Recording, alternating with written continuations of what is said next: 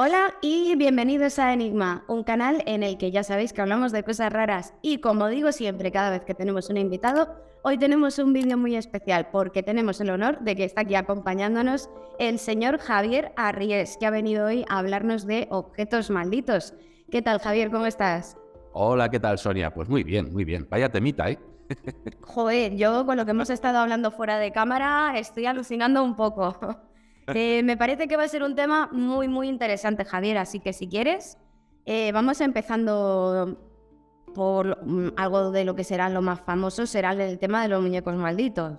Claro, sí. Yo creo que además es uno de los temas más populares, ¿no? Y todo gracias a una muñeca que ha sido protagonista de muchas películas, ¿no? Que es Annabelle. Y fíjate, es un tema recurrente, porque además es que seguramente conoces a más de una persona que tiene miedo a las muñecas, seguramente. Uy, a las de porcelana.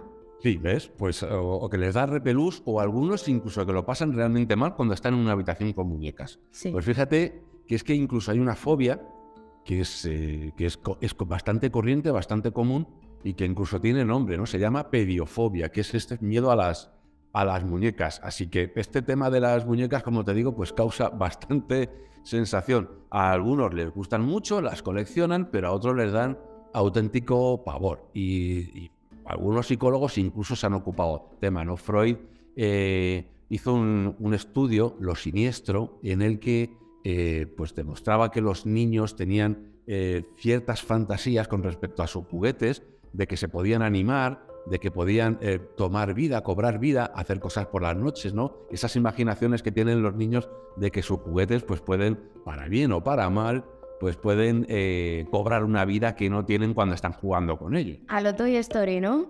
Que tienen su vida Efectivamente. propia. Eso es. Lo que pasa es que, claro, dentro de esos sueños infantiles también está la pesadilla de decir, ¿y si mi juguete no es tan amigo mío como yo creo, ¿no? Entonces, Freud ya observó esos miedos infantiles y los plasmó en ese estudio, ¿no? Y hay incluso estudios modernos que se han dedicado un poco a explicar esta fobia que tenemos a este tipo de muñecos. Hay un japonés que se llama Masahiro Mori, que este hombre además es un experto en inteligencia artificial y ha estudiado sobre todo pues robótica, ¿no? Porque fíjate, tenemos miedo a los muñecos, pero ya hay gente que empieza a tener también miedo, a mostrar miedo a los androides, a los robots, a las máquinas que se parecen excesivamente a nosotros. El baño inquietante, ¿no? Efectivamente, la teoría del valle inquietante, ¿no? Que da un poco explicación de por qué tenemos ese miedo, que es muy curiosa. Y es un estudio que hace este hombre en el que vamos viendo cómo tú empiezas partiendo desde una muñeca, por ejemplo, hecha de madera, con trazos muy burdos, y se parece a nosotros, con lo cual ese objeto ya un poco tallado, pues ya nos simpatiza un poco, ¿no? Como que tenemos un poco de empatía hacia él por el mero hecho de que se parece a nosotros, a los seres humanos. Y según vamos añadiéndole más cosas, más ese parecido hace que empaticemos más con el objeto, ¿no? Se va convirtiendo en un juguete cada vez más al que le tenemos más cariño y más aprecio. Esto pasa ya por los muñecos de peluche. Según vamos acercándonos a objetos que se parecen más a nosotros, vamos teniéndoles todavía más aprecio. Amigo, pero ha llegado un momento dado en el que cuando se sobrepasa cierto límite, empieza a aparecer un miedo extraño. Empezamos a preguntarnos si no hay algo detrás de eso que se parece excesivamente a nosotros, si ya eso ya no es un muñecote y es algo más, ¿no? Y entonces esa línea de empatía que va subiendo, de repente hace la gráfica ¡pum! Y cae en picado y ya se convierte en temor. Sí, además creo que era cuando se parecían ya mucho a nosotros, pero no eran exactamente iguales. Entonces como que el Exacto. cerebro detecta esas sutiles diferencias y nos generan como cierta, no sé, como que perturba un poco, ¿no? Una ansiedad, efectivamente, frente a ese objeto, ¿no? Así que es un miedo. En mi libro, En Objetos Malditos, hay una sección dedicada precisamente a los muñecos porque son de los objetos a los que más se teme y a los que más se ha asociado el tema de la maldición, ¿no? Y decíamos antes que ahí la que se lleva la palma, por decirlo así, la más conocida, sobre todo por su participación en películas, con esa muñeca horrorosísima que no se parece en realidad a la que inspira realmente las películas, que es Annabelle, ¿no? Y que, por cierto, Sácala, que participe. pues un invitado para que salude a tus seguidores. Ay, qué mal. Aquí la tenemos. Suscribiros al canal, Anabel, saluda. Si no irá por vosotros, Efectivamente, si no irá a jugar con vosotros. Y hace muchos juegos, muy juguetona. Que esto, para el que no lo sepa, porque las pelis la han sacado rollo muñeca de porcelana, si no recuerdo mal, pero en realidad la Anabel de verdad es una muñeca de trapo, de las de toda la vida. Sí, es lo que se llama una Raggedy Ann, ¿no? Que fue un tipo de muñeca que fue muy popular en los Estados Unidos, allá por los años 60 o por ahí, pues causó furor sobre todo entre las niñas de la época en Estados Unidos, ¿no? O sea, las sacaban, pues, no es solamente una sola muñeca como Anabel, sino que había pues montones. Y la historia que hay detrás de las películas, pues, procede de esa famosa pareja, de ese famoso matrimonio de parapsicólogos norteamericanos que eran los Warren, ¿no? Que eran Ed y Lorraine Warren. Y bueno, pues esa vivencia que ellos plasman aparece en un libro, ¿no? Que se llama The Demonologist, que era de Gerald Brittle, y en este hombre lo que hace es exponer el caso de Anabel, que es uno de los muchos objetos que están en el Museo Warren en Connecticut, que es donde ellos tenían, su casa, y en un apartado, en una casa grande, pues tenían una especie de museo en el que fueron colocando todas las piezas que se fueron encontrando en sus muchas aventuras parapsicológicas, ¿no? El Museo del Mal Rollo. Efectivamente. Y bueno, todavía sigue en activo, todavía se puede visitar. Bueno, la muñeca esta creo que la tenían puesta como en un contenedor de cristal, sí, si no recuerdo mal, y que además recomiendan que no se burle nadie de ella, que luego te pasan cosas o algo de sacarle fotos, pues, que te tienes que dirigir a ella con mucho respeto, si no recuerdo mal. Si vas a... Sí, totalmente. Está metida, como bien dices, en una especie de casa, ¿no? De vitrina en forma de casa, su tejadito y tal. Y tiene el arcano, curiosamente el arcano 15, el arcano del diablo, de la baraja del tarot, está puesto ahí en la puerta, y además un letrerito que dice no abrir bajo ninguna circunstancia. Y se te ocurra abrir la caja donde está metida Anabel. ¿Por qué? Porque dicen que es muy traviesa. ¿Y por qué es tan traviesa? Bueno, pues vamos a contar la historia que tiene Mika. Como te digo, esta historia fue relatada en este libro de Demonologist, que hace alusión a Ed Warren. Él se autodefinía así, como demonólogo, mientras que Lorraine, su mujer, era un poco pues la psíquica, ¿no? La vidente, que le ayudaba a ver qué pasaba en los casos que ellos estudiaban o investigaban. ¿Cuál es la historia de Anabel? Bueno, pues hay que referirse a dos protagonistas, ¿no? A Donna y Angie, que son dos, estamos hablando de los años 70. Son dos chicas jóvenes, son estudiantes de enfermería, y una de ellas, Donna, pues es su cumpleaños, y la madre de Donna le encuentra precisamente un ejemplar de una Raggedy Ann. Entonces pues se la regala, ¿no? Para su cumpleaños. Donna contentísima con su muñeca, la deja por allí, por la cama. Dije antes que eran dos chicas, pero son de 28 años tenía ella, ¿no? O sea, ya eran estudiantes de enfermería, pero ya tenían una edad, vamos, que no estaban para jueguecitos. Pero la muñeca le encantó, ella la ponía pues en la cama, la dejaba por allí. El caso es que cuando volvían, en alguna que otra ocasión, se encontraban con que la muñeca parecía haber cambiado de postura, o sea, que no la encontraban en la misma posición en la que la había dejado, no sé. Para ellos era algo curioso, ¿no? ¿Te has dado cuenta? La muñeca no está como la he puesto. Anda, pues sí, pues vaya, lo dejaron así. El caso es que empezaron a aparecer también algunos mensajes escritos en pergamino y en diferentes materiales, en los que aparecían mensajes un tanto inquietantes, ¿no? Ponían mensajes como ayúdanos, me echas de menos, salven a Lou. Hay que decir que Lou era el novio de Donna, ¿no? Así que era un mensaje que realmente decía, bueno, ¿y esto? Y sobre todo, ¿quién se había colado en la casa para poner esos mensajes? Era lo inquietante, ¿no? Que alguien posiblemente había entrado en la casa para escribir los mensajes, de modo que empezaron a preocuparse un poco, ¿no? Y acá seguía cambiando de postura y haciendo estas pequeñas travesuras. Acabaron consultando a una medium. La medium les dijo que se trataba del espíritu de una niña que acostumbraba a jugar en el solar donde se había levantado la casa donde ellas vivían, donde moraban en ese momento, ¿no? Y que esa niña se llamaba Anabel Higgins y que estaba pidiendo que la adoptaran. Eso es lo que les dijo en una sesión. Así que ellas, bueno, pues se tranquilizaron un poco. Dice, una niña, pues qué bien. ¿Y qué pide? ¿Que la adopten? Pues claro, pues venga, pues la adoptamos, nada, sin problema. Y empezaron a tratarla como una más de la familia. Le pusieron el nombre de Annabel a la muñeca. Antes no tenía ningún nombre. Ahora, como decía que la niña se llamaba así Annabel, pues la llaman de esta manera, ¿no? La pusieron este nombre y la trataban como una más. La cogían, Annabel, vente para acá, de un lado para otro. Jugaban con ella como si fuera realmente la niña, ¿no? O sea, que empatizaron totalmente con lo que les había contado la señora. Efectivamente. El caso es que a quien no le simpatizó tanto el asunto fue a Lou, que como sabes, pues recibía también aparecían esos mensajitos, ¿no? Que decían, salvad a Lou. Vaya, ya era un poco chocante. Bueno, pues a Lou no le hacía mucha gracia la muñeca, y de hecho empezó a soñar con ella y a tener pesadillas, y en una de estas pesadillas soñó que la muñeca intentaba ahogarle, ¿no? Que la veía a los pies de la cama, le tiraba de él y se abalanzaba sobre él para ahogarle. Así que ya, pues con eso menos gracia todavía le... Ya está un paso de Freddy Krueger, ¿eh? Totalmente.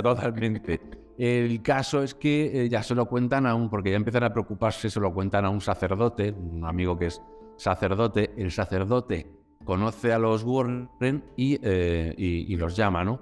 Y los Warren van para allá a examinar el caso, van a la casa y, bueno, pues hacen las cosas que hacían los Warren con sus bendiciones, etcétera y demás, y acaban diciéndoles que en realidad la muñeca no tiene el espíritu de una niña, sino que es el instrumento, porque dice Ed Warren que un espíritu no puede poseer a una muñeca, solamente a una persona, pero que utiliza a la muñeca como un objeto para poder llegar hasta Donna, ¿no? Que quien es el objetivo real de este espíritu, que es un espíritu maligno, es la propia Donna, que a quien quiere poseer es a Donna, y si no puede ir con ella, irá a por otra persona de las que están cercanas a ella, ¿no? Como Angie, su compañera de piso, o el mismísimo Lou, ¿no? Así que, pues nada, inquietante. Sí. Si lo de la medium ya era inquietante, fíjate lo que les cuentan, fíjate cómo se quedan. Los Warren se ofrecen a bendecir la casa y a llevarse a la muñeca, ¿no? Porque ellos ya no quieren tenerla. Bueno, pues nos la llevamos para casa. El viaje de vuelta, cuentan, es de lo más accidentado. Tienen problemas con los frenos, en la dirección del coche se les va. El caso es que Ed Warren acaba bajándose del vehículo, se para y, como siempre, iba armado con sus cosas, ¿no? Con su agua bendita, empapa en agua bendita a la muñeca y continúa su camino. Consiguen llegar a casa sin incidentes y allí pues la dejan en unas escaleras donde acaba cambiando de sitio, acaba cambiando de lugar. En una de estas ocasiones dicen que incluso la ven levantarse un poco sobre el escalón de donde está apoyada, como levitando, y caerse a un lado, cosas muy raras. La dejan encima de una mesa, también se cae. Acaban metiéndola en una vitrina, que es donde está ahora, ¿no? Con ese arcano 15, y metida en el museo, donde se la puede ir a ver y donde todavía siguen contando anécdotas acerca de que quien la ve y se ríe de ella, como contabas antes, pues puede tener problemas, ¿no? Se cuenta, por ejemplo, la anécdota de un chico que vino en su moto con su novia y pues no se le ocurrió otra cosa que andarle provocando a la muñeca diciéndole, tú ahí detrás del cristal, ¿qué vas a hacer? Anda, beca, no sé qué. Y el caso es que al final, pues en cuanto salieron de allí, les recriminaron evidentemente esa actitud. Cuando salieron de allí tuvieron un accidente de moto y se estamparon contra un árbol. Esto es lo que cuentan. Y nada, ahí ha estado Annabel metida en esa vitrina hasta que, pues hace no muchos años, la sacaron para un evento y con unas medidas de seguridad impresionantes, llevada entre dos personas en una manta empapada de agua bendita, pues un show. Un auténtico show. Más que para una bomba atómica. Sí, una cosa tremenda. Y bueno, era un evento, también hay que decirlo todo. Todo esto, todo lo que voy encontrando, evidentemente lo pongo en mi libro. Es decir, cuando encuentro algo que es curioso, lo pongo. Y cuando encuentro cosas extrañas, las pongo también. Y cuando veo que también hay un poco de mercadeo con el tema, lo pongo. Y hay un mercadeo, efectivamente, en torno a la vez, porque, por ejemplo, en este evento pues tenías que reservar en un restaurante, cobraban un dinero por hacerte la foto con la muñeca también. En fin, son cosas que te dejan un poco pensando. Y otra cosa, sobre todo lo que más te deja pensando es el hecho de que no puedes tampoco tirar un poco de la manta, no hay más datos acerca de Donna, ni de Angie, ni de ninguno de los personajes que están implicados en el tema, ¿no? Pero bueno, el caso es que, como te digo, Annabelle se ha convertido prácticamente en el estereotipo de muñeca, ¿no? O de muñeco maldito, el que está asociado a una maldición, y en este caso, pues incluso asociado a vinculada a una entidad maligna, ¿no? Que es algo bastante corriente en el tema de muñecos. Sí, porque luego otro muñeco que creo que también tenía relación con algo así como tipo demoníaco es otro muñeco, en este caso no muñeca, sino muñeco que tenía un niño. ¿Puede ser? Sí. Es otro de los estrella, vamos. Y fíjate además una cosa curiosa, Sonia, y es que muchos de estos muñecos famosos dentro del tema de las maldiciones están todos en museos, la gran mayoría en museos. Y tenemos, por ejemplo, a Annabelle, que está en el Museo de los Warren en Connecticut, y este muñeco del que vamos a hablar ahora, que es el muñeco Robert, que también es muy, muy popular, muy conocido, está en el Museo East Martello, en la ciudad de Key West, en Florida, ¿no? Y pues sí tenemos referencias. Con toda la diferencia de Annabelle, sí podemos seguir un poco la historia del muñeco Robert, que allí en Key West, en esta ciudad de Florida, es toda una celebridad. Te voy a contar su historia porque tiene miga. Dale. Bueno, además, fíjate, este muñeco es el que ha inspirado a esa película. Antes hablábamos de Chucky, pues efectivamente, aquí estamos ante la inspiración de esta película, ¿no? El muñeco Robert. Es el que inspira Chucky, el muñeco diabólico, la película esta de 1988, que daba bastante miedito en su momento. Todo un clásico, desde luego. Y la cosa empieza en 1898, en el siglo XIX. O sea que, fíjate... He recorrido, sí. Sí, pues había una ciudad, allí en Key West había una familia, los Soto, que tenía una familia adinerada, que compraron una casa. Esa casa ahora mismo se puede visitar todavía, se llama la Casa del Artista, porque el dueño, el poseedor de Robert, el niño que tuvo a Robert, se convirtió en un famoso artista allí en Estados Unidos, y en 1900, en esa misma casa, pues nace este chico, nace Robert. Robert, que sus padres le llaman Robert Eugene Otto. Ojo al dato porque esto es interesante. Robert Eugene Otto, ese es el nombre del niño, ¿no? En 1904 o 1906, no está muy claro en qué año, Robert Eugene Otto recibe un regalo de una chica que le cuidaba, de una mujer dominicana, como prácticamente la mayoría del servicio que había en ese momento, que eran todos antillanos, y ya tenemos ahí la referencia a las Antillas, los cultos del vudú, sincretistas, etcétera, ¿no? Y esta mujer, pues la despidieron. Dicen que por celos de la madre, porque se llevaba muy bien con el niño y prácticamente quería más, porque estaba más con ella, quería más a esta chica, a esta mujer, que a la madre, y dicen que ella confeccionó el muñeco de manera artesanal, metiéndole unas hierbas dentro. Esto forma parte de la leyenda, ¿eh? Vale. Eso es que, como te digo, sí podemos ver a Otto, ya veremos qué cosas se dicen de él, pero se dice que a Otto le fue regalado el muñeco de esta manera, ¿no? El caso es que llega a manos del niño este regalo, este último regalo de su niñera. El muñeco es un marinero, es como una especie de marinero con la altura de un niño de 6 años, es decir, un muñeco bastante grande, y eso sí, se sabe, se ha visto, se le ha analizado, y el pelo es sintético, porque se ha dicho también, ya sabes que estas cosas, pues crece la leyenda mucho, Sí. que era pelo natural, que dentro había huesos de... Lo que te digo, la leyenda, ¿no? No, esto está... Ya, magia negra total, vamos. Efectivamente.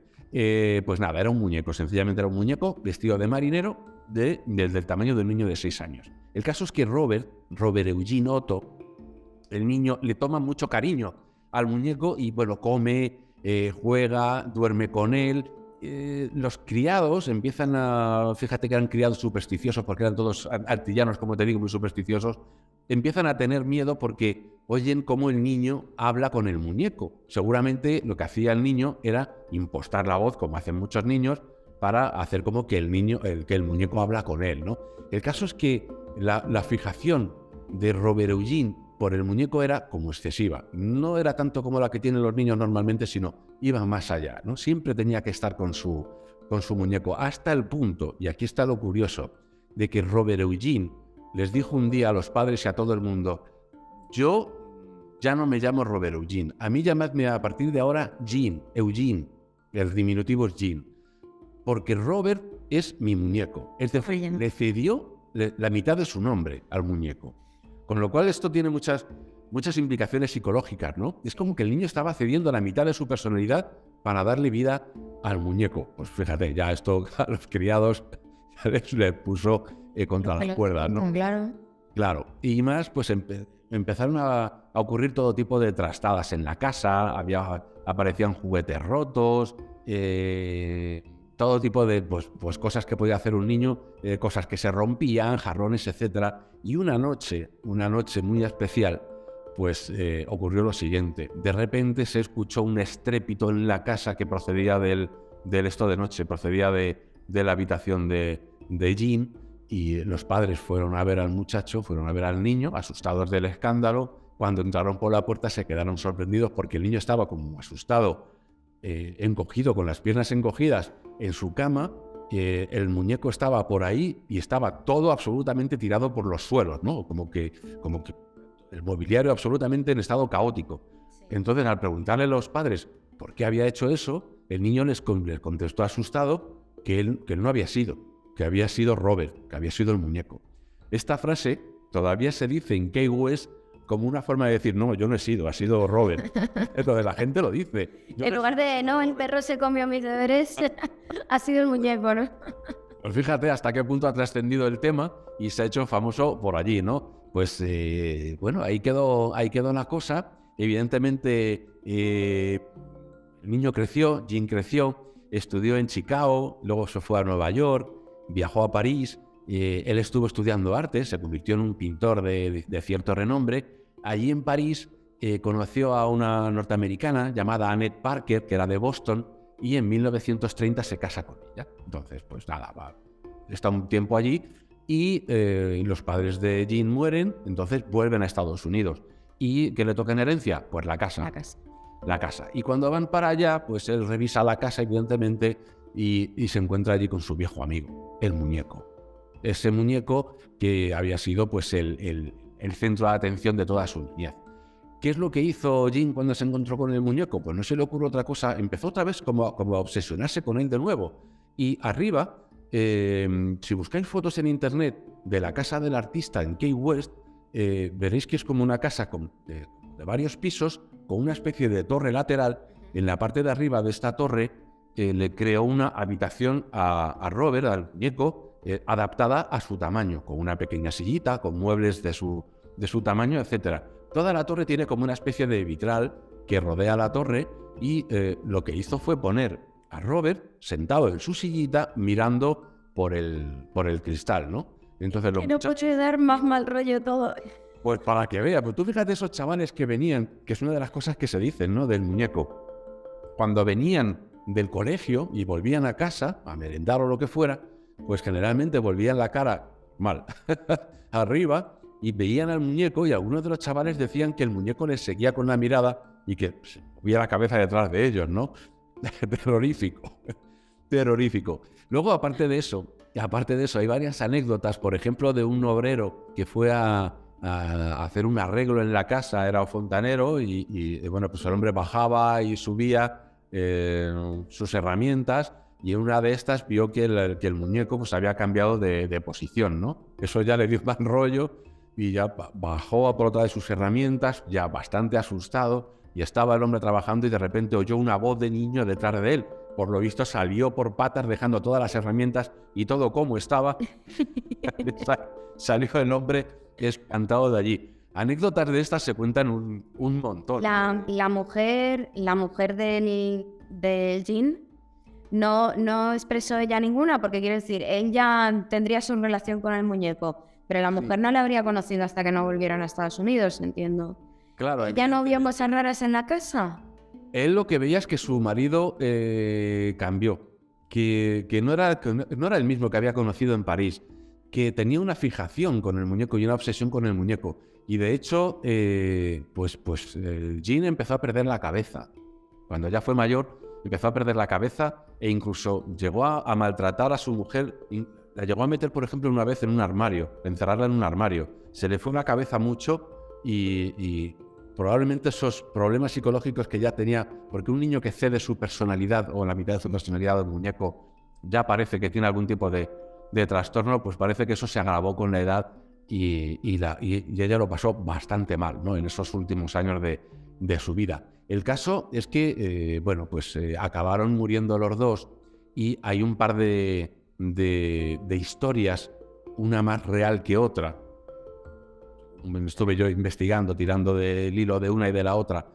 Una de ellas dice que la casa fue vendida a una familia que tenía una niña pequeña y que la niña pequeña, cuando entró en la casa y vio a la muñeca, pues dijo, ¡ay, qué bonita! Al muñeco dijo, ¡qué muñeco más bonito! Y a su habitación y tan ricamente y tan bien. El caso es que el problema es que la niña empezó a tener pesadillas y a decirles a sus padres que el muñeco pues la asustaba, que se echaba por encima de ella en la cama, que corría por la habitación de un lado para otro y que ya no lo quería, que quería tenerlo lejos. Y en una ocasión incluso un perrito pequeño que tenía la familia pues apareció un día con la cuerda de una cortina, de una persiana enrollada en el cuello, ¿no? Como ya una travesura bastante peligrosa, de modo que acabaron deshaciéndose del muñeco. Leyenda. Ya. Cuento. Y cuando investigué sobre el tema, realmente la casa a quien fue a parar fue a una familiar de los Soto, ¿no? Sí. Que era una mujer mayor. Y sí, se encontró con el muñeco allí y de hecho sí que le dio mal rollo. Esto ya no es leyenda. Le dio tanto mal rollo y ella decía que el muñeco no la convencía, que el muñeco parecía cambiar de posición y cosas por el estilo raras, y ahí sí que le cedió el muñeco al museo donde está ahora, que es el muñeco donde se puede ver a Robert, que de vez en cuando lo sacan a otro, es muy conocido. Cuando lo sacan a ese otro, le ponen, curiosamente, caramelos de los cuales dicen que luego para el día siguiente aparecen los envoltorios solo, porque los caramelos de menta le gustan mucho. Es otra... Como cuando Papá Noel se come las galletas, ¿no? Claro, que se ha forjado alrededor del muñeco. Dicen que cuando llegó el muñeco al museo empezaron a ocurrir todo tipo también de travesuras en el hotel, que cuando pasaban algunos de los vigilantes de repente oían algo donde estaba la vitrina, donde estaba el muñeco, o que se le miraban y se había dado la vuelta hacia ellos, cosas por el estilo. Uno de los vigilantes en una ocasión decía que se había ido a casa y estaba completamente seguro de que había apagado todas las luces del museo, y cuando llegó las luces de la vitrina de Robert estaban encendidas, de modo que ha habido siempre toda una cantidad de historias alrededor del muñeco alucinante. El caso es que sigue siendo a día de hoy uno de los objetos más curiosos y famosos de la ciudad. De hecho, nadie va prácticamente a Key West sin visitar el museo y de hacerse una foto con Robert, porque Sonia, esto ya tiene castaña. Si ves una foto del muñeco, si buscáis fotos del muñeco en internet de Robert, le vais a ver allí con su... Está ya muy mal, porque fíjate que es del siglo pasado prácticamente, claro. Tiene más de 100 años. Entonces la cara la tiene muy mal, de hecho van a tener que restaurarlo, etcétera. Tiene un pequeño leoncito así como de juguete, es decir, es un juguete con un juguete. Con un juguete, sí. Y que el león dice que cambia de vez en cuando de sitio, y eso que está metido en una vitrina como Annabelle, pero de cristal por todos lados. Bueno, pues vais a ver de fondo un panel, pues si veis las fotos, un panel en el que hay un montón de cartas. ¿Por qué? Porque hay una leyenda que corre alrededor de Robert, y es que dice que si le haces una foto sin pedirle permiso, pues Robert se cabrea. Robert se cabrea y lo primero que puede ocurrir es, primero, que la foto te salga mal, que la cámara se rompa o se estropee al menos temporalmente en el museo. La foto no acaba de salir o sale velada o lo que sea, pero además luego puedes volver a tener problemas. Se te estropea el coche por ahí, tienes accidentes, cosas malas, vaya. Entonces lo que hace la gente es enviarle postales o cartas a Robert pidiéndole perdón. Y allí están todas acumuladas, todas las cartas de gente que afirma que las fotos que le han intentado hacer a Robert sin pedirle permiso antes, porque habrán dicho, es una tontería, pedirle permiso al muñeco para hacerle una foto. Ya he pagado mi entrada. Pero tú te plantas delante de la vitrina y le dices, Robert, cariño, ¿me puedo echar una foto contigo? Anda, Es así, ¿no? Vamos a tener que ir a comprobarlo, Javier. Vamos a tener que ir a Key West. Fíjate. Y, bueno, ya te digo que Key West además es uno de los puntos clave de toda la gente que le gusta el tema de lo paranormal, porque además también en la casa donde vivió Gene Otto y su mujer, se dice, reconvertida en un hotel donde va mucha gente además ahí a alojarse, se dice que el fantasma de ella, de Anne, sigue por allí dando vueltas y que es la que protege a la ciudad de Robert. Bueno, se han montado ahí unas historias. Esto siempre vende, eso vende muchísimo. El turismo de lo paranormal parece que no, pero... Sí, allí te digo que hay varios tours donde te van llevando a diferentes sitios de la ciudad y, por supuesto, Robert y toda la familia Otto, que como os digo, pues Otto fue un pintor de cierto renombre, con lo cual todo esto se puede seguir. Es decir, la historia de Otto puede seguirse. Lo que pasa es que, claro, se le han añadido un montón de historias, ¿no? Y otras que van surgiendo y un mito que se ha ido creando poco a poco. Por cierto, por si queréis ser amigos de Robert, tiene su propia página en Facebook. Así que... Venga, hombre, me hace publicidad para el museo, no la va a ver, desde luego. Sí. Estos museos, como te digo, pues se convierten estos objetos, evidentemente, en un señuelo. A buscar el... ¿Queréis que os deje el link abajo? Vamos a hacernos amigos del muñeco en Facebook. Tiene muchos seguidores, una barbaridad. No esperaba menos. Pues pasamos a otro objeto, dejando ya un poco los muñecos de lado, aunque luego si se te ocurre alguno más que quieras mencionar. Pero... sí. Venga, pues vamos a darle ahora y luego cambiamos. Sí, vale. Mira, hay otro. Te lo digo por esto que te decía antes de los muñecos y es que hay un montón. Y hay uno también muy famoso que es Mandy, que es este es de Canadá. Mandy está en el Museo Quesnel, que es una ciudad de Canadá, como te digo. Nada, es una muñeca de porcelana, es una muñeca de porcelana antigua, que está fabricada entre 1910 y 1920, fabricada en Alemania o en Inglaterra, es lo que han podido determinar la gente del museo que la tiene allí. Bueno, te cuento. En 1991 fue cuando la donaron al museo, ¿no? Y la encargada del museo se llama Ruth Stubbs. Ruth Stubbs le ha tenido que contar a la gente esta historia un montón de veces. Primero, la donante fue una mujer, quien les donó el muñeco, les dijo que pertenecía a su abuela, ¿no? Y pues nada, la llevó allí como si fuera una antigüedad. La dejaron en el laboratorio en una bolsa de plástico. Pues está allí para ser analizada, para ver si había que restaurarla, etc. Allí empezaron a pasar cosas raras ya, dice la gente del museo. Pues por lo visto desaparecían objetos y sobre todo, curioso, la comida de los empleados, que aparecía en los sitios más dispares y alguna desaparecía para siempre. Alguna cosa invisible se la comía directamente. Entonces ya algunos de los empezaron a correrse ya rumores extraños por ahí, ¿no? Se oían pasos, decían algunos, y alguien llegó a afirmar que incluso que la muñeca que se cayó una vez que la habían puesto encima de una mesa, se cayó y que de alguna de las grietas había brotado sangre. Esto ya empieza ya a ponerse... bueno, hay una anécdota que esto sí puede ser verdad, porque estamos jugando también con el tema de que uno, pues evidentemente, pues se puede obsesionar con un objeto de estos y te puedes escuchar y ver de todo. Y la sugestión hace mucho. Efectivamente, y hay algunos, por ejemplo, algunos casos de muñecos que recojo en el libro que se pueden explicar bastante bien por sugestión. Bueno, pues la fotógrafa del museo fue a hacerle unas fotos, fue a revelar las fotos y mientras estaba revelando, escuchó como un objeto que se caía a su espalda y además oyó un suspiro. La mujer salió blanca, pálida de allí, como diciendo, ¿qué leches ha sido esto? ¿Qué ha pasado aquí, no? Porque eso, había escuchado un ruido y un suspiro detrás de ella. Pues fíjate, son cuartos que evidentemente no son muy grandes, pues muy cerca de ella, ¿no? Así que salió asustadísima. Otro fotógrafo de un periódico local, porque todo esto acabó saliendo del museo y acabó en los típicos periódicos locales, ¿no? Pues un fotógrafo de un periódico local fue a fotografiarla también y dijo que no conseguía fotografiarla de ninguna manera, ¿no? El del otro periódico, creyó que se movía, que movía la cabeza para salirse del cuadro mientras la estaba enfocando. Otro afirmaba que le había sonreído mientras le hacía la foto. O sea, cosas curiosísimas. También relacionado, fíjate qué curioso, fotografías. Pero no le dio a ese último fotógrafo. Quiero decir, estás mirando a través de la cámara y ves que la muñeca te sonríe y no le da un infarto ahí mismo. ¿Lo cuenta tan tranquilo? No, claro, no lo cuentan tranquilo, lo cuentan como diciendo, esto ha sido uno de mis trabajitos más curiosos, ¿no?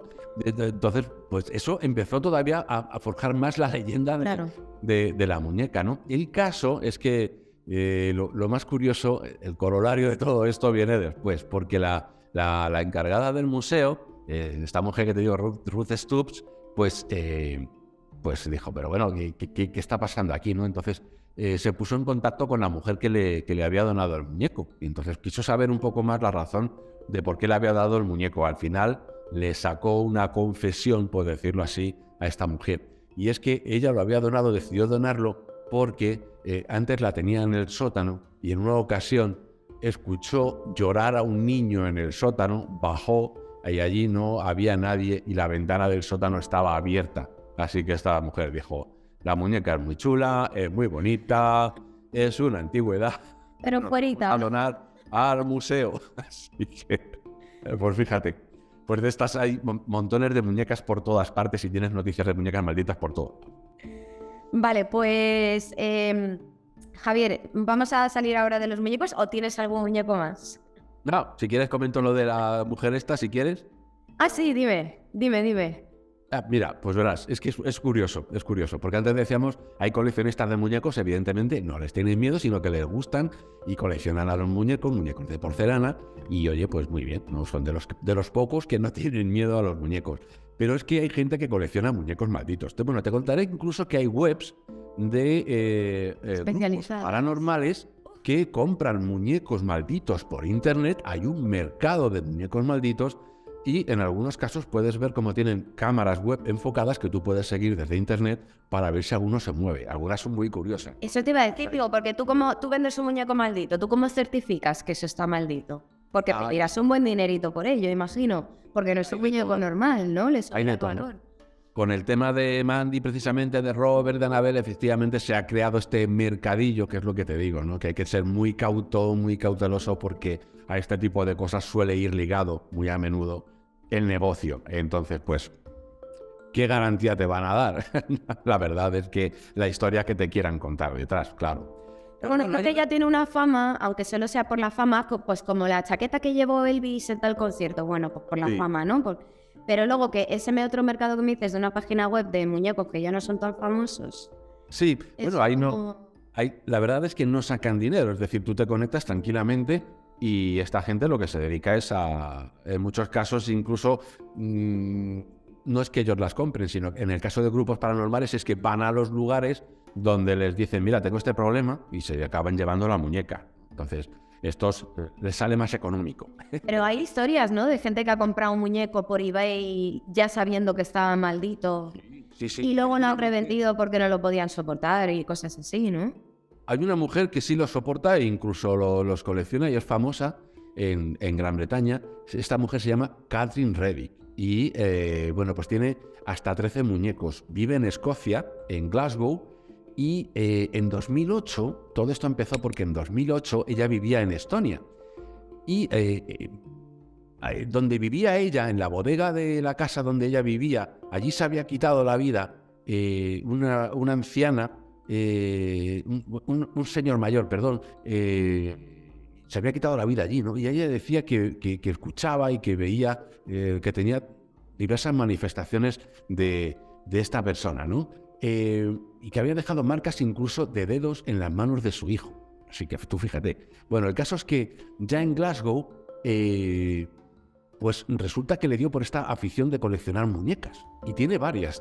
Entre ellas hay una que se llama Mystical, ¿no? Que dice ella que es el hábitat de una anciana difunta de 103 años y que se dedica a apagarle y encenderle el televisor, ¿no? Y las luces de la casa, que esa es su afición y es como su forma de decir que estoy aquí. Entonces, esta es una. Tiene otra que se llama Micael, ¿no? Que dice ella que es un niño de 8 meses que lo mató su madre en 1980 y que dice que gira la cabeza, que cambia de expresión y que le dice mamá juega conmigo. Atención a las cosas que dice esta Que mujer. menudas fiestas se montan en casa de esa mujer, por favor. No veas. Hay otra que se llama Pearl, que dice que es una joven suicida de 20 años. Tiene otra que se llama Ashley, que es una mujer fallecida en un accidente de tráfico y que dice que le esconde las llaves del coche. Claro, para que ella no tenga el accidente también. O sea, tiene manía los coches, con lo cual le esconde las llaves. Y tiene otra que se llama Tina, que es una mujer de 30 años que murió quemada en la hoguera como bruja. O sea, tú fíjate el percal que tiene esa mujer. Aparece, yo la he visto en diferentes artículos de la prensa británica, rodeada con sus muñecas, y bueno, pues es una celebridad en cuestión de coleccionar Menuda muñecas estafa. malditas. Y esto, todos los decesos que me has dicho son decesos como con cierta violencia, ¿no? Sí. No son nadie es por causas naturales. No, efectivamente. Bueno, pero eso es algo típico también en las manifestaciones de todo tipo. Generalmente suele ser por un hecho luctuoso, ¿no? Los lugares donde ocurren cosas, efectivamente, pues también suelen ser o llevan asociados consigo la leyenda o la realidad de un hecho luctuoso. En este caso, lo mismo, las muñecas que tienen algún tipo de problemática de este estilo también suelen estar asociadas, o suele decirse de ellas, que son el objeto manipulado por una entidad que generalmente o es demoníaca, como en el caso de Annabelle, o es alguien que ha tenido un fin no demasiado pacífico. Qué maravilloso. Bueno, pues seguimos con los demonios, porque a mí hay un tema que me interesa mucho. De hecho, tenía pensado hacer un vídeo en especial sobre la cajita esta, que es la caja de Dybbuk, la caja Dybbuk, que Dybbuk, hasta donde sé, sería una especie de demonio del lore hebreo. Sí, efectivamente. Es uno de mis objetos favoritos. Además, de hecho, le dedico un buen espacio en el libro porque además es curioso. Es un objeto que salió a la venta en eBay. Y la persona que lo puso a la venta contó cómo había llegado hasta ella y dio muchos detalles de cómo era la caja, ¿no? La caja en sí es una especie de caja de vinos que se abre como una especie de armarito. Y este hombre pues era anticuario en su ciudad, en Estados Unidos. Entonces se dedicaba un poco, tiene una tienda y se dedica un poco a ir buscando en sitios, en mercadillos, donde pueda hacerse con objetos para la venta de los mismos.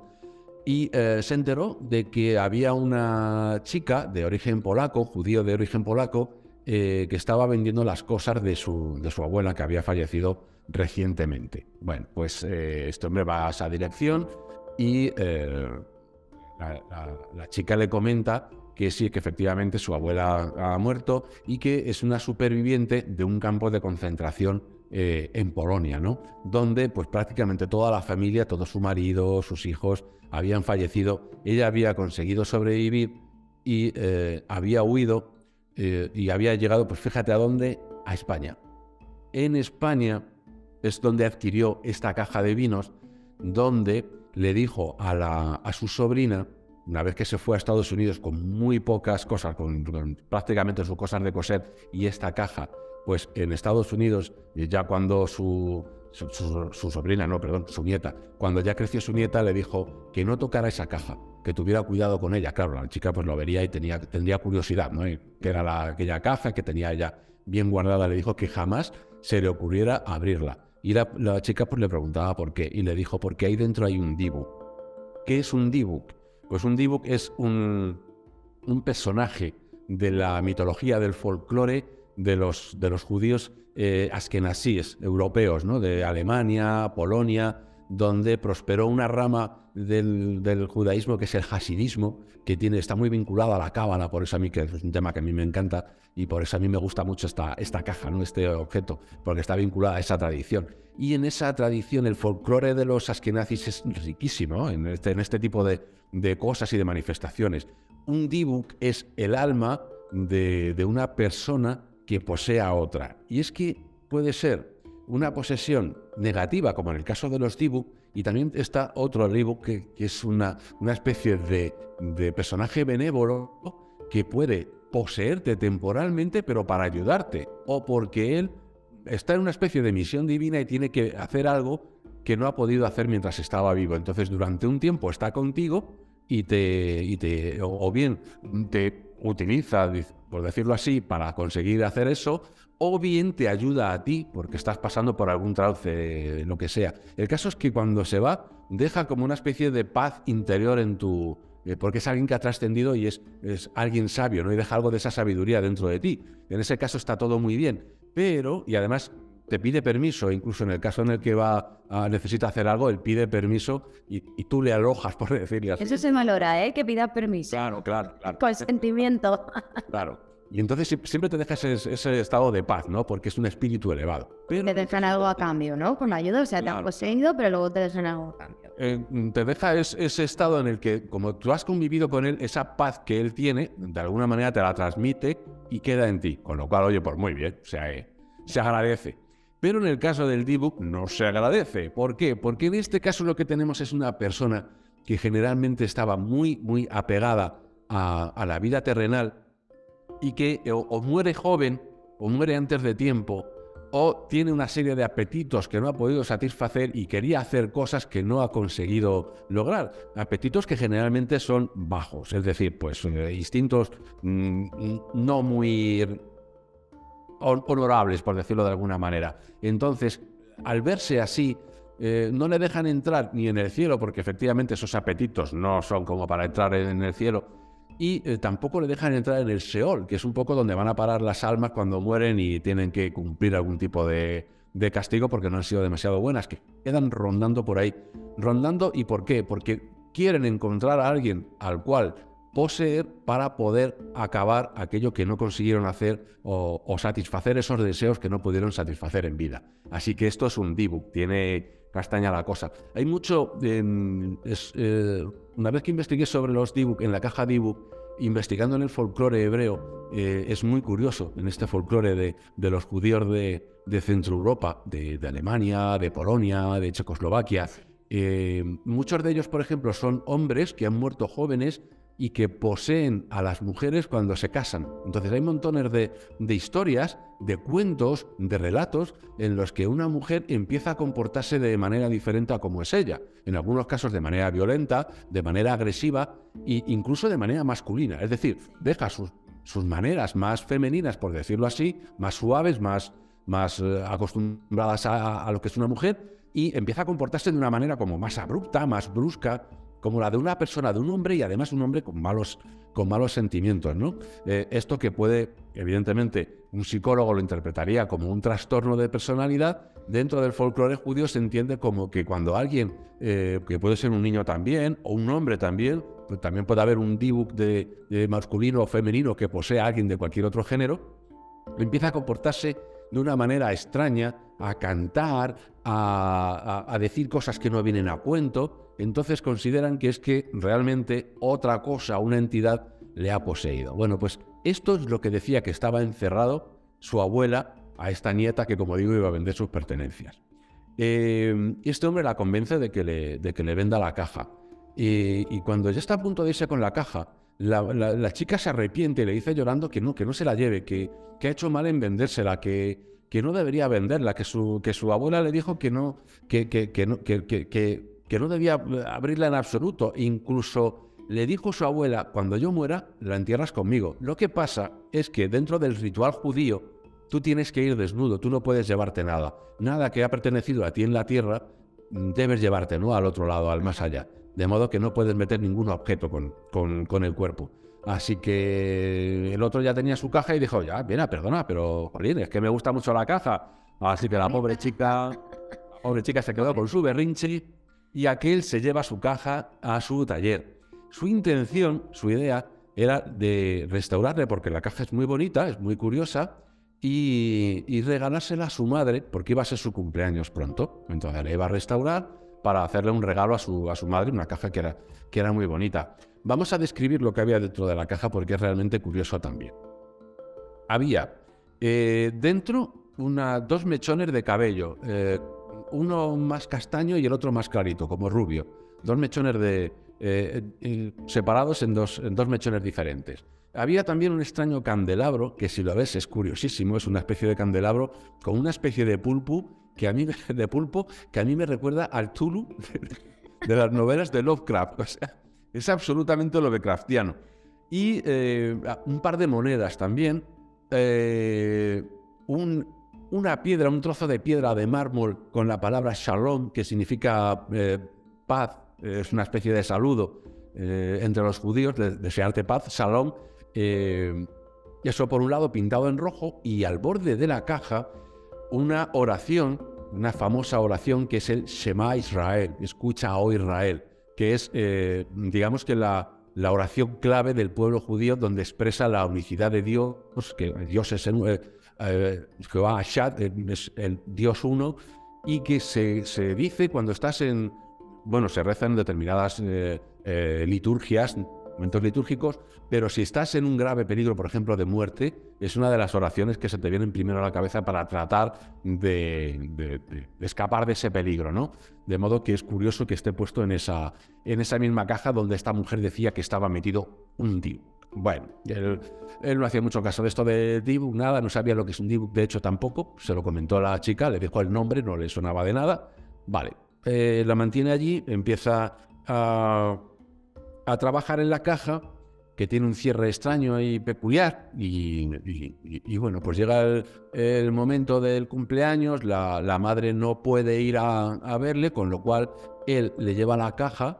No, perdón, al revés. Él no puede ir a casa de la madre el día de su cumpleaños, de modo que es ella la que viene al taller y él aprovecha para darle la caja. Mientras le da la caja, que es su regalo, pues le llaman. Uno de los empleados le dice, mira, están llamando por teléfono. Y le dice, mamá, espera, te dejo la caja, vengo en un momentito. Bueno, cuando vuelve, encuentra a la mujer prácticamente con el rostro paralizado, sin poder hablar, y con un ataque como de apoplejía, ¿no? La llevan al hospital, la mujer pierde el habla, tiene que comunicarse con él como una especie de tablero, como una ouija prácticamente, ¿no? Donde le va indicando las palabras, y él le pregunta qué pasó, que cuando la dejó estaba bien, que cómo le había pasado eso. Y ella le dice gift, le escribe gift, regalo, como diciendo que la causa había sido el regalo. Él piensa, el regalo no le gustó, estará...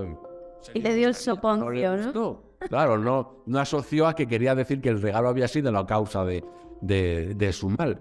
Así que nada, pues él siguió normalmente con su caja, intentó vendérselas a unos clientes, los clientes se la compran, pero los clientes se la devuelven. Y dicen que cuando la tenían en casa, que había unos olores muy malos en casa, repugnantes, que no le gustaba la caja, que se la devolvían. ¿Tipo azufre? Como azufre. ¿Qué suele ser en los casos estos de poltergeist, sobre todo el olor a azufre? Claro, también a gato. ¿A gato? ¿O a pis de gato? Un intenso olor a gato, ¿no? Y allí no había gato encerrado en la caja, había un dibu. El caso es que otra gente va pasando de mano en mano, y como los clientes no la quieren, él se lo regala a su novia. La novia se lo acaba devolviendo. Se la pasan a otros familiares también, que se la acaban devolviendo. Todos acaban alegando cosas como, de vez en cuando sale un olor a jazmines, pero luego en otras ocasiones vienen unos olores apestosos, como a gato, dicen algunos. En otros casos decían que tenían allí como cosas inquietantes en la casa. Un día de estos se reúnen todos los que han tenido la familia, ¿no? La novia, la hermana, el cuñado, todos allí. Y empiezan todos a comentar. Alguien comenta, jolín, pues yo cuando tuve la caja en la casa, tuve una pesadilla horrorosa. Y él lo comenta, pues yo también, tuve una pesadilla en la que una mujer, una anciana, una mujer mayor, yo estaba hablando con alguien normalmente, y de repente, como pasa en los sueños, esa persona deja de ser quien era, un conocido normal, para convertirse en una mujer mayor que de repente se abalanza encima de mí y me da una soberana paliza horrorosa. Es una mujer horrorosa, y en algunos casos dicen algunos, pues yo he soñado lo mismo, efectivamente es lo mismo, es decir, me daban una paliza, e incluso una vez me levanté con unos moratones, y empiezan a sospechar, y empiezan a decir, ¿esto qué es? Esto es la caja. Así que este hombre dice, pues no quiero la caja, y la puso en eBay, y fue un anuncio que se hizo muy popular. Bueno, pues la caja se vendió. Pero, ¿y la puso en eBay antes de devolvérsela a la nieta? No, él la había comprado, la nieta ya no quería saber nada, o sea, ya la nieta no la volvió a ver. Él la tenía, la metió en su taller para arreglarla, se la regaló a su madre, le pasó eso a su madre, le intentaron venderla por ahí para deshacerse de ella, que se quedaron ellas con la caja y también se la iban devolviendo los unos a los otros porque no la querían, y al final, en esa reunión familiar, es cuando dicen, todos hemos tenido este sueño extraño cuando la caja ha estado en nuestra No, casa. pero yo digo la nieta de la dueña original, la que lloraba que no se la quería haber vendido. ¿No se le pasó por la cabeza a ese hombre decir, bueno, pues se la devuelvo a la dueña original? No, ya no la encontró o lo que fuera. El caso es que dijo, nada, la vendo por internet, y puso toda esta historia que te he contado, la puso él en la página. Es un largo relato donde él indica que está vendiendo, pero que es lo suficientemente honrado como para contar que les ha pasado eso.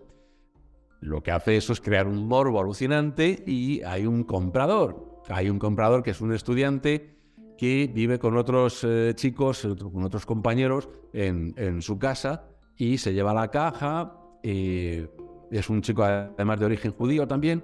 Y bueno, pues este chico empieza a contar también, la revende a su vez, y en su propia página empieza a contar también las propias cosas que le han ocurrido, que es que olores también extraños, accidentes en la casa, a él empieza a caérsele el pelo, erupciones, enfermedades extrañas de él y de los otros compañeros, de nuevo los olores extraños y los olores raros, y la acaba poniéndola otra vez en venta porque dice que aquello era una locura, y que no estaba dispuesto a que un día saliera a la casa ardiendo, porque incluso tuvieron problemas con el coche dentro de la casa, y un problema de fuegos también. Así que pues nada, a la caja de ebook se ha convertido en uno de los objetos también malditos más populares, más famosos. Sabes además que se hizo una película, no recuerdo ahora el nombre, que es una película curiosa porque trata el tema del exorcismo y de la posesión desde el punto de vista judío, que es algo que no se ha hecho con frecuencia. Buscando por internet yo me he encontrado un documental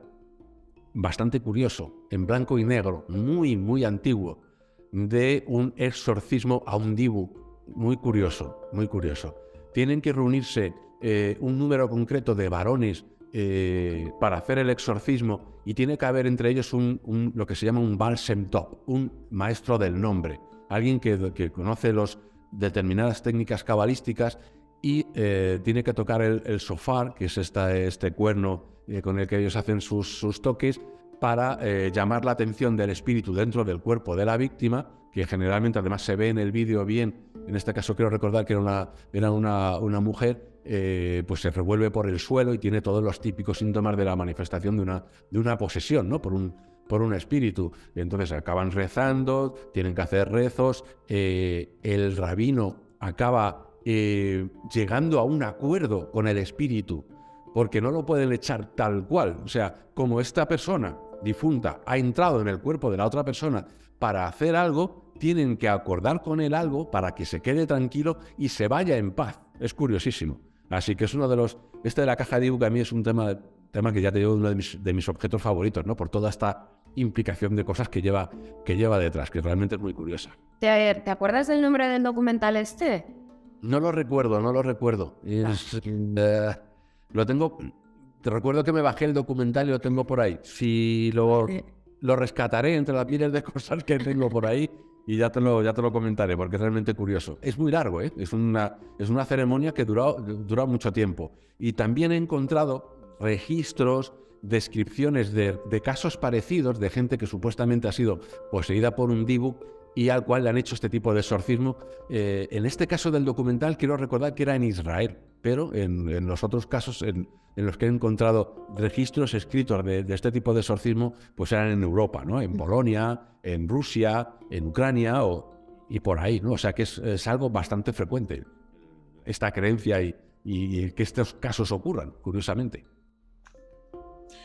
Hola, soy la Sonia de la edición. ¿Qué pasa? Pues nada, lo que nos pasa siempre, que a Javier y a mí nos gusta mucho hablar. Y nos ha pasado ya en otros vídeos, y además es que Javier es una maravilla porque tiene muchísimos datos, y al final ¿qué pasa? Pues que me quedan unos vídeos larguísimos y estoy editando y estoy pensando, y creo que lo voy a hacer, que voy a partir este vídeo en 2 partes, así que me parece que en este vídeo vamos a haber visto los muñecos malditos. Y ya para el siguiente nos quedan las joyas malditas y los cuadros, las pinturas malditas, que es también un tema interesantísimo. Así que nada, lo vamos a dejar aquí. Voy a grabar ahora la intro también para la siguiente parte. Y nada, lo que digo siempre, en este canal hablamos de cosas muy raras, pero cosas más raras se han visto. ¡Hasta pronto!